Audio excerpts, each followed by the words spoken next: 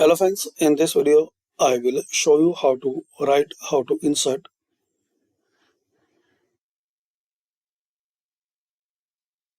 not equal to symbol in Microsoft Excel.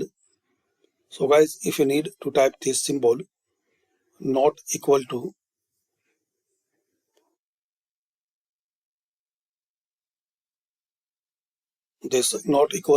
so click on insert, then equation and select this not equal to,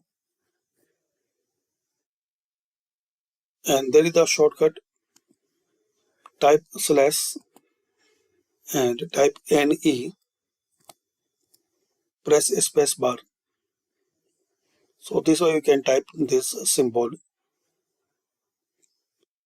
Thanks for watching. Comment this video useful for you.